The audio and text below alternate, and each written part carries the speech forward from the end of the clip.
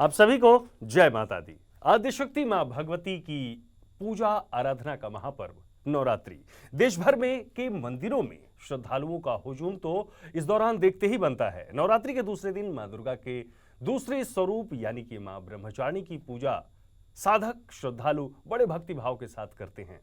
मां ब्रह्मचारिणी की क्या है महिमा, क्या है मां की सबसे पूजा सरल विधि। आज की आपाधापी भरी जिंदगी में अपने रोजमर्रा के काम के साथ साथ हम मां की भक्ति कैसे कर सकते हैं और नवरात्र के दूसरे दिन क्या कुछ है खास।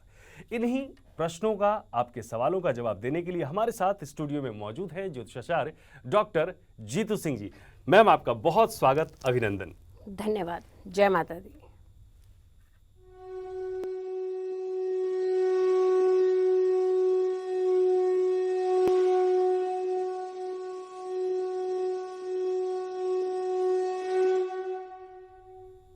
कहते हैं कि प्रथमम शैलपुत्री च द्वितीयम ब्रह्मचारिणी, यानी कि आज चैत्र नवरात्रि के दूसरे दिन मां दुर्गा के दूसरे स्वरूप मां ब्रह्मचारिणी की पूजा की जाती है। अद्भुत है मां ब्रह्मचारिणी का स्वरूप। मां की उपासना से साधक का मन जीवन के कठिन समय में भी अपने कर्तव्य पथ से विचलित नहीं होता।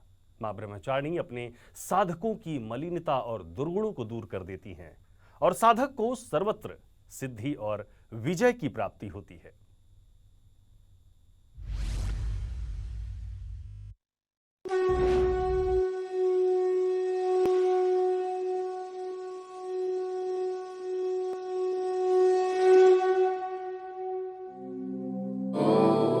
या देवी सर्वभूतेषु मां ब्रह्मचारिणी रूपेण संस्थिता, नमस्तस्यै नमस्तस्यै नमस्तस्यै नमो नमः। नौ दुर्गा के दूसरे स्वरूप का नाम मां ब्रह्मचारिणी है। नवरात्र पर्व के दूसरे दिन मां ब्रह्मचारिणी की पूजा अर्चना की जाती है। साधक इस दिन अपने मन को मां के श्री चरणों में लगाते हैं। ब्रह्म का अर्थ है तपस्या और चारिणी यानी आचरण करने वाली। इस प्रकार ब्रह्मचारिणी का अर्थ हुआ तप का आचरण करने वाली देवी। मां का स्वरूप सफेद वस्त्र में लिपटी हुई कन्या के रूप में है, जिनके एक हाथ में अष्टदल की माला और दूसरे हाथ में कमंडल विराजमान है। मां ब्रह्मचारिणी अपने भक्तों को विजयी भवः का आशीर्वाद प्रदान करती हैं। मां ब्रह्मचारिणी का जन्म पार्वती के रूप में पर्वतराज के घर पुत्री के रूप में हुआ था। भगवान शिव से विवाह के लिए देवर्षि नारद जी ने मां पार्वती को व्रत रखने को कहा, जिसके बाद देवी मां ने निर्जला निराहार रहकर कठोर तपस्या की थी और हजारों साल तपस्या करने के बाद ही मां पार्वती को तपश्चारिणी या ब्रह्मचारिणी के नाम से जाना जाने लगा। नवरात्र के दूसरे दिन मां ब्रह्मचारिणी की साधक को विधि विधान से पूजा करनी चाहिए और साथ ही विशेष मंत्रों का एक माला जप अवश्य करना चाहिए, जिससे कार्य में उन्नति और सफलता प्राप्त हो। ओम ऐं ग्लीं क्लीं ब्रह्मचारिण्यै नमः। ब्रह्मचार्येतुं शीलं यस्या सा ब्रह्मचारिणी, सच्चिदानंद सुशीला च विश्वरूपा नमोस्तुते। दधाना कर पद्माभ्याम अक्षमाला कमंडलु, देवी प्रसूदतु मयि ब्रह्मचारिण्यनुत्तमा।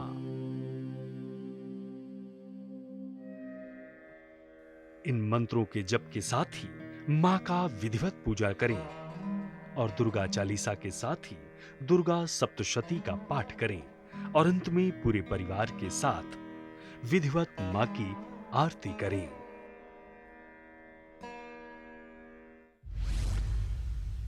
तो ये था माँ का स्वरूप। मैम, जैसा कि हम चर्चा कर रहे थे कि माँ का स्वरूप क्या है, लेकिन इसको अगर हम विस्तार से जानना चाहें, हमारे दर्शकों को क्या बताएंगी कि आज जो है पूजा की क्या विधि है, क्या विधान है और आज साधक को अपनी सापाधापी भरी जिंदगी में भी समय निकालकर किस तरह से पूजा करनी चाहिए।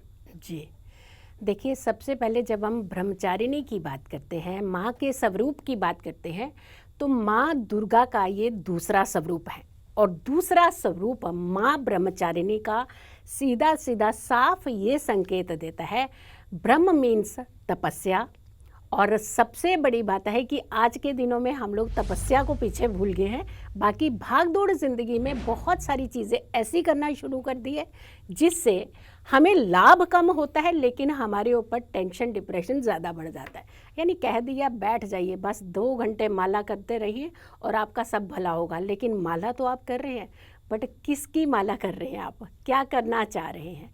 सिर्फ आपको माला नहीं जपनी है, समर्पण, त्याग, क्योंकि त्याग की देवी कहा जाता है इन्हें, समर्पण की देवी कहा जाता है, सही राह दिखाने वाली देवी कहा जाता है इन्हें, वैराग्य की देवी कहा जाता है इन्हें। और वैराग्य, तपस्या, त्याग, ये तीनों का समावेश है माँ ब्रह्मचारिणी का। और त्याग के लिए जब हम बात करते हैं तो हम बहुत सारी चीज़ों का त्याग की बात नहीं करते हैं, हम उन त्याग की बात करते हैं जिस भागदौड़ ज़िंदगी में कहीं ना कहीं हम लोग एक दूसरे के साथ एक गैप डालते जा रहे हैं। भगवान ने बहुत सरल साधना की बात की है। माता रानी ने कभी ये नहीं कहा कि आप मेरे सामने 10 घंटे बैठ जाइए, आप अपने सारे कार्य छोड़ दीजिए। माँ ने एक त्याग की जो परिभाषा बताई है वो ये बताई है कि किसी को परेशान नहीं करना, कभी कभी संयम रखते हुए अपने रिश्तों को निभाना, कभी कभी संयम रखते हुए अपनी भक्ति की ओर लीन होना। लेकिन जहाँ हम वक्त की बात करते हैं वहाँ भक्ति और वक्त, ये दोनों के बीच का जो गैप है इसे ही आज हम फिल करेंगे। इसे ही बहुत साधारण सरलता से हम फिल करेंगे ताकि ना तो आपको परेशानी हो बट आप भगवान का स्मरण भी कर सकें और पूरा का पूरा लाभ इस नवरात्रि आप पा सकें। बिल्कुल मैम, कहते हैं कि भोग का बड़ा विशेष महत्व है हमारे यहाँ, और जब भी हम कोई कार्य करते हैं तो भगवान को भोग लगाते हैं पूजा अर्चना के साथ साथ। तो आज माँ को क्या विशेष भोग लगाया जाए? कॉम्प्लिकेटेड तो हम ही ने सब कुछ कर दिया। माता रानी ने तो कहा कि हमें सरलता से मना लीजिए, भगवान ने कहा हमें बहुत साधारण विधि से मनाइए। पंचमेवा का भोग आपने माता रानी को अर्पित करना है। और अगर पंचमेवा में भी आपको लगता है कि बहुत सारी चीज़ें हैं, हमने ऑफिस जाना है, भागना है, हम नहीं, कहीं माँ हमसे प्रसन्न हुए बिना ना रह जाए, लेकिन इस बार माँ आपसे नाराज़ नहीं होगी, क्योंकि माँ कभी किसी से नाराज़ होती नहीं। माँ शब्द ही ऐसा है, माँ शक्ति ही ऐसी है जो किसी से नाराज़ हो ही नहीं सकती। तो आपने पंचमेवा का भोग लगा सकते हैं। इसके अलावा आप सफ़ेद बनी हुई मिठाई का किसी का भी भोग लगा सकते हैं। अगर कुछ भी नहीं है तो दूध से बनी हुई एक छोटी सी घर के अंदर ही कोई पकवान बना लीजिए, वही माँ को भोग लगा लीजिए, तो माँ तो प्रसन्न हो जाएगी। लेकिन भाव और भक्ति, यहाँ अगर कमी रह गई तो फिर समझ लीजिए माँ नहीं मानेगी। तो माँ को भाव और भक्ति से मनाना है, ना कि बहुत सारी चीज़ों पकवान से मनाना है। तो इस बार भक्ति करके देखिए और भाव रख करके देखिए, माँ कभी आपको निराश नहीं करेंगी। बिल्कुल मैम, यहाँ पर एक बात और, आपने भाव और भक्ति की बात की, तो आज की जो भागदौड़ भरी लाइफ है हम लोगों की, इसमें भक्ति की आवश्यकता क्यों है? भक्ति क्यों जरूरी है? देखिए, भक्ति की जो पहली नींव होती है वो हमारी सुख और शांति की। और यहाँ पे आज हम माँ ब्रह्मचारिणी की बात कर रहे हैं तो त्याग की बात सबसे पहले आ रही है, वैराग्य की बात आ रही है, भक्ति की बात की जा रही है, और माँ के आचरण की बात की जा रही है। ब्रह्म, त्याग और आचरण, ये कॉम्बिनेशन है कहीं ना कहीं हमें संतुलित करने का, बैलेंस करने का। क्योंकि जब भी हम बहुत हाइपर एक्टिव होते हैं तो वहाँ कहीं ना कहीं हमें एक धैर्य और वैराग्य की भी ज़रूरत होती है। तो ये समावेश जो हमारी पूरी ज़िंदगी का होता है, ये भागदौड़ की ज़िंदगी में जब हम संतुलित होते हैं तो हम हर फैसले को बहुत आसानी से कर पाते हैं। तो भक्ति आपको संतुलित करती है, भक्ति आपको धैर्य देती है, भक्ति आपको इनर शक्ति देती है, ना कि भागदौड़ वाली शक्ति। अंदर से स्ट्रेंथ होती है तो हम अपने जीवन में हर मिशन को अचीव कर सकते हैं। मैम, एक सवाल और यहाँ पर, क्योंकि माँ की 9 दिनों तक विधि विधान के साथ पूजा अर्चना मंदिरों में और हम अपने घरों में करते हैं कलश स्थापना के बाद, ऐसे में माँ को श्रृंगार क्या चढ़ाया जाए, जी क्योंकि माँ को श्रृंगार बड़ा प्रिय है। जी तो आज के दिन का क्या कुछ विशेष विधान है जी इसके बारे में? देखिए, सबसे बड़ी बात है कि माँ का स्वरूप आपने सभी ने देखा कि बहुत साधारण श्वेत वस्त्र हैं उनके, जी। हाथ में सिर्फ एक कमंडल है, जी। दूसरे हाथ में सिर्फ माला है। जी। तो बहुत चीज़ों का इंडिकेशन तो वो खुद भी नहीं दे रही है। जी। वो सिर्फ ये कहना चाहते हैं कि आप मुझे भक्ति और भाव दीजिए, बहुत सारी चीज़ें नहीं चाहिए। हाँ, ये दुर्गा का दूसरा स्वरूप है। जी। माँ दुर्गा को बहुत प्रिय है श्रृंगार। जी। माँ दुर्गा को, क्योंकि 9 देवियों का समावेश हमारी माँ दुर्गा है, तो माँ दुर्गा को तो हर श्रृंगार बहुत पसंद है। तो आप उन्हें, माँ दुर्गा को स्पेशली, क्योंकि ये स्वरूप है उनका, इसीलिए माँ दुर्गा को जो सबसे ज़्यादा प्रिय होता है वो होता है 16 श्रृंगार। और 16 श्रृंगार उन्हें अर्पित कर सकते हैं, चुनरी उन्हें अर्पित कर सकते हैं, नारियल उन्हें अर्पित कर सकते हैं, सिंदूर उन्हें अर्पित कर सकते हैं, चूड़ी बिंदी, आप सारी चीज़ें उन्हें अर्पित कर सकते हैं, लेकिन हर चीज़ भाव के साथ। हम बार बार आपको भाव की बात कर रहे हैं। समय हो सकता है आपके पास कम हो जी। लेकिन माँ का नाम लेने में कितना समय लगता है? जय माता दी, बस इतना बोलिए ना, कितने सेकंड लगे आपको? कुछ भी नहीं। लेकिन जय माता दी, जय माता दी, जय माता दी, जल्दी करिए। आप देखो कैसा कितना समय लग रहा है। समय क्या, वहाँ पर भी वो आपको कहीं भी एक्सेप्ट नहीं करेंगी। तो बिल्कुल। सिर्फ आप जय माता दी शांति से बोलिए, देखिए माँ कैसे प्रसन्न होती है। तो श्रृंगार शायद हो सकता पीछे हो जाएगा, लेकिन आपका भाव से आपसे बहुत ज्यादा प्रसन्न हो जाएंगे। बिल्कुल। मैम, आज के दिन के लिए क्या कुछ खास, कुछ छोटे छोटे मंत्र या जी। कुछ उपाय बताएं बिल्कुल, देखिए, जो बहुत जरूरी हैं आज के लिए? बिल्कुल बिल्कुल। देखिए, हम इस परेशानी में, भाग दौड़ में, क्योंकि कहीं ना कहीं हमें कोविड ने या बीमारियों ने हमें बहुत ज़्यादा एक लॉस की तरफ हमें ले गए हैं, और जहां हमारे अंदर एक उत्तेजना ज़्यादा आ गई जी, है लोगों के बिल्कुल। अंदर कि जल्दी से हर चीज़ हो जाए, जल्दी से नहीं। किसी भी चीज़ का जो कहते हैं निचोड़ अगर हम देखते हैं तो धैर्य से चाहे। अगर सफलता की बात करते हैं, बहुत सारे लोगों को आप सफल देखते हैं, तो वहाँ पे भी उनके पीछे की अगर हिस्ट्री में जाएंगे तो आपको धैर्य बहुत दिखेगा। कहीं ना कहीं आपको वो ठोकरें दिखेंगी जो जीवन के समय पर उन्होंने खा करके उस एक पोजीशन को हासिल किया हुआ। तो यहाँ तक हम बात करते हैं कि मंत्र की छोटे छोटे कुछ ऐसी विधियाँ जिससे आप माता को प्रसन्न कर सकते हैं और इस नवरात्रि पूर्ण फल पा सकते हैं, क्योंकि योग और संयोग की नवरात्रि है इस बार। तो योग और संयोग का पूरा लाभ आप उठाइएगा। माँ दुर्गा का स्वरूप है माँ ब्रह्मचारिणी। तो ओम दुम दुर्गाय नमः, इस मंत्र का जाप हर दिन आप करते रहिए। नवरात्रि कीजिएगा। नवरात्रि हम लोग सुबह में तो कर लेते हैं, लेकिन जितने भी वर्किंग है आपके लिए स्पेशली कहते हैं ना, बोनस हमें मिलता है रात्रि की पूजा। तो आप आराम से शांति से रात्रि में पूजा कीजिए ना। एक माला जाप कर लीजिए, ओम दुम दुर्गाय नमः, इस मंत्र का जाप कीजिए। देखिए, माता रानी का सारे स्वरूप भी प्रसन्न होंगे, माँ दुर्गा प्रसन्न होंगी। और इसके अलावा माँ ब्रह्मचारिणी की, जैसे हमने शुरू में ही, स्टार्टिंग में ही आपने एक मंत्र देखा होगा, या देवी सर्वभूतेषु माँ ब्रह्मचारिणी रूपेण संस्थिता, नमस्तस्यै नमस्तस्यै नमस्तस्यै नमो नमः। तो आप इस मंत्र का भी एक माला जाप कीजिए, तो आपकी पूजा सफल होगी। इनफैक्ट नवरात्रि सफल होंगे। बिल्कुल मैम। नवरात्रि के 9 दिनों तक माता दुर्गा के 9 स्वरूपों की पूजा देश में बड़े ही धूमधाम के साथ और भक्तिभाव के साथ तो होती है। नवरात्रि के समय माँ के भक्त माता रानी का आशीर्वाद पाने के लिए 9 दिनों तक जप तप और व्रत रखते हैं। धार्मिक मान्यता है कि नवरात्रि के समय माँ भगवती से जुड़े कुछ उपाय किए जाएं तो माँ का आशीर्वाद सहज ही प्राप्त हो जाता है, जैसा कि मैम ने भी बताया। तो चलिए आपको दिखाते हैं कि क्या है 9 दिन और 9 उपाय।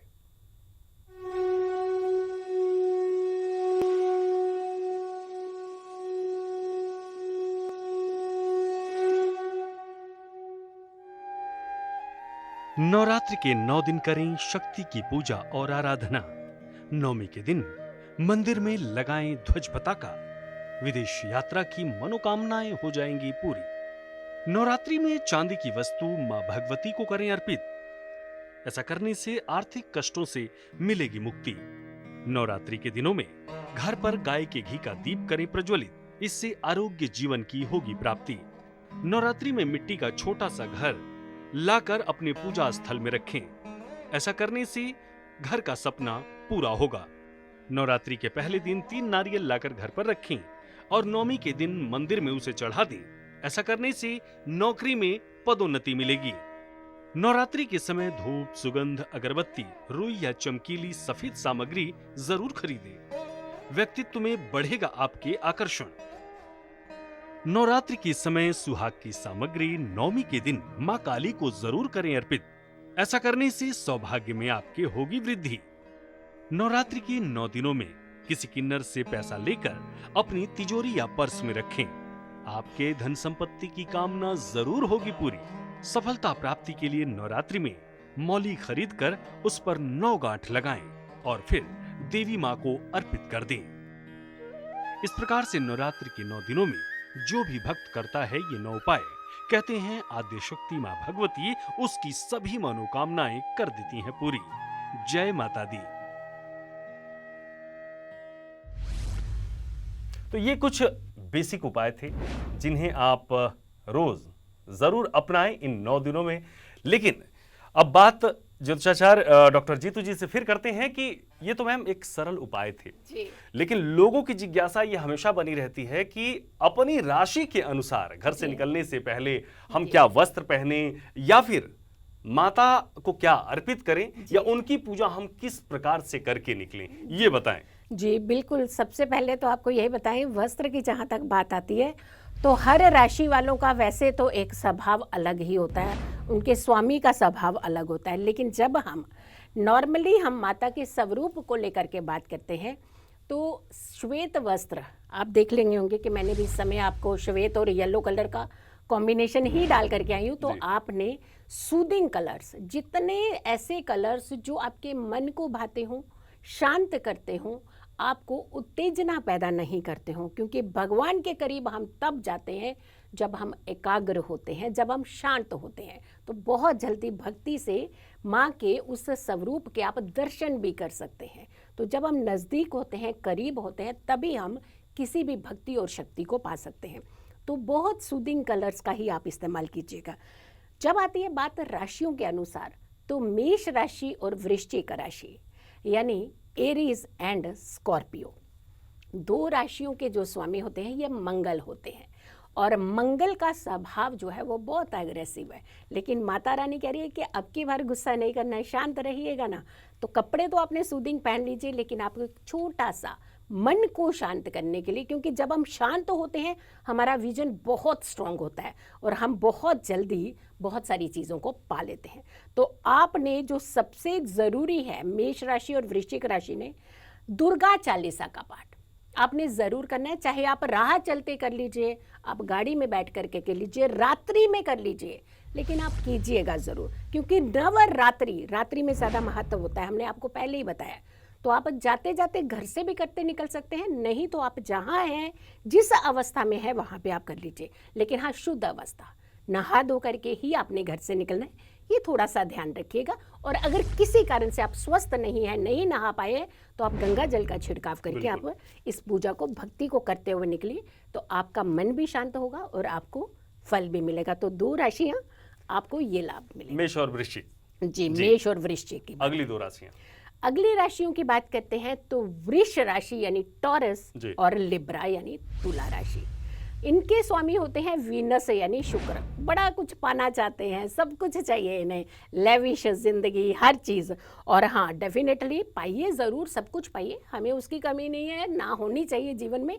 लेकिन हमें शांति ज़रूर चाहिए होते हैं, हमारे अंदर धैर्य ज़रूर होना चाहिए। कभी भी इतनी उत्सुकता जो आपको खतरे के जोन में लेकर के जाए, वहाँ से बचना चाहिए।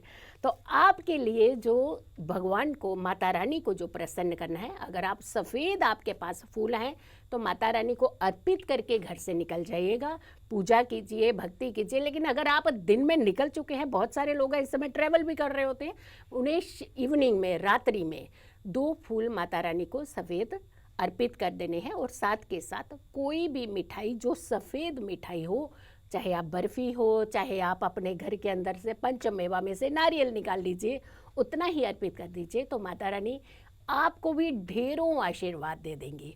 तो ये 2 राशियाँ आपके लिए छोटा सा उपाय। जी, अगली 2 राशियां मैम। अगली 2 राशियों की जब हम बात करते हैं, जेमिनी यानी मिथुन राशि की बात करते हैं और कन्या यानी वर्गो की। इनके स्वामी मरकरी यानी बुध होते हैं, राजयोग में आए हैं इस बार के नवरात्रे, जी। और बुध वैसे भी स्ट्रांग ही रहते हैं। तो कहते हैं कि माँ के हर स्वरूप की पूजा आपको करनी चाहिए। तो तुलसी मैया को आपने आज के दिन संध्या के समय ज़रूर दिया अर्पित करना है। और इनफैक्ट अगर आप नहीं है घर में या आप ट्रैवल कर रहे हैं तो घर का कोई भी सदस्य अगर ये उपाय कर लेता है तो आपको भी उतना ही लाभ मिलेगा। क्योंकि जब हम घर के अंदर कोई चीज़ आती है तो सारा फायदा कौन उठाता है? पूरा परिवार ही तो उठाता है। तो क्या दिए का फायदा सिर्फ पर्टिकुलर एक पर्सन को हो सकता है? नहीं होगा ना, तो सबको ही लाभ मिलेगा जो भी व्यक्ति है। तो संध्या को जुड़ते हुए पहर में अगर आप ये दिया प्रज्वलित करते हैं माँ तुलसी को तो आपके लिए बहुत शुभ रहेगा। माता रानी के आपने मंत्रों का जाप आज के दिन जरूर करना है। ओम दुम दुर्गाय नमः इस मंत्र का रात्रि में आपने जाप जरूर करना है। एक माला, स्फटिक की माला बहुत अच्छा, नहीं तो रुद्राक्ष की माला से आप कर सकते हैं। बिल्कुल, रुद्राक्ष की माला से आप जब कर सकते हैं। मैम बहुत जल्दी हम और जो राशियां बची हुई हैं उनके बारे में सबसे पहले कर्क राशि की बात करते हैं। इनके स्वामी चंद्रमा होते हैं। तो चंद्रमा वैसे भी बहुत शांत रहते हैं, बट आप थोड़ा सा शांत रहिए। गंगा जल आपने हाथ में लीजिएगा और ओम दुम दुर्गाय नमः 7 बार बोल करके इस गंगा जल का छिड़काव अपने ऊपर कर लीजिएगा। किसी भी समय में, सुबह, दोपहर, रात्रि, जब भी आप करें तो आपके लिए बहुत फायदा होगा। अगली राशि सिंह राशि। इनके पास भी अधिकार है एक ही स्वामी का, यानी सूर्य की राशि है। तो सूर्य के राशि होने के नाते आपने 2 लाल फूल माता रानी को अर्पित करने हैं और साथ के साथ मिश्री का भोग आप किसी भी समय लगा दीजिए माता रानी को। तो आज की पूजा आपकी सफल होगी। अगली 2 राशियां हैं धनु राशि, मीन राशि, यानी जिनके स्वामी होते हैं गुरुदेव। और गुरुदेव इस समय बहुत अच्छी कंडीशन में अपनी स्वराशि में चल रहे हैं। तो आपके लिए पीले फूल अगर आप माता रानी को आज के दिन किसी भी समय अर्पित कर सके तो बहुत उत्तम रहेगा। और साथ के साथ आपने पंचमेवा में से सिर्फ आपने एक चीज़ कोई सी भी निकाल लेनी है, एक सिंगल चीज़, चाहे वो मिश्री हो सकती है, चाहे वो किशमिश हो सकती है, चाहे बादाम हो सकते हैं, वो आप एक जोड़ा अर्पित कर दीजिए माता रानी को। तो आपको बहुत सारा लाभ मिलेगा। अब लास्ट की 2 राशियां हैं शनि की राशि, जिससे सब कोई डरता है। तो आपने डरना नहीं है क्योंकि शनि मूल त्रिकोण राशि में चल रहे हैं और इनके स्वामी जो है ये आपको कभी भी डराते नहीं हैं। क्योंकि शनिदेव जो है वो सबसे ज्यादा अच्छे प्लेनेट माने जाते हैं, न्याय के देवता। बिल्कुल करेंगे नहीं गड़बड़ तो न्याय तो होगा ही होगा हमारे साथ। तो आप 32 नाम दुर्गा के जरूर ले लीजिए किसी भी समय पूरे दिन में, तो आपको भी खूब सारा लाभ होगा। जी। तो ये थी राशियों की बात और राशि के अनुसार आप किस प्रकार से अपने दिन की शुरुआत कर सकते हैं और माता की कृपा आप प्राप्त कर सकते हैं। आप नवरात्रि के दूसरे दिन यकीनन इस प्रकार से अपने दिन की शुरुआत करते हैं तो आपका दिन अच्छा होगा। कहते हैं कि धर्मो रक्षते रक्षितः। सनातन धर्म संस्कृति अद्भुत और अतुल्य है। सूर्य समाचार पर इसी समय कल फिर होगी आपसे मुलाकात और जानेंगे मां दुर्गा के तीसरे स्वरूप मां चंद्रघंटा की महिमा के बारे में और बताएंगे आपको सबसे सरल विधि जिसे अपनाकर आप बना सकते हैं अपने सभी बिगड़े काम। ज्योतिषाचार्य डॉक्टर जीतू जी, आप हमारे साथ जुड़ी और हमारे दर्शकों को इतनी महत्वपूर्ण और जरूरी बातें बताई, आपका बहुत बहुत धन्यवाद। धन्यवाद। जय माता दी। आदिशक्ति मां भगवती आपके समस्त रोग शोक क्लेश को खत्म करें, आप नित नई ऊंचाइयों को पाने में सफल हों, आपके सपनों को पंख लगे। इसी कामना के साथ देश दुनिया की तमाम बड़ी खबरों को देखने के लिए आप बने रहिए सूर्या समाचार के साथ। नमस्कार।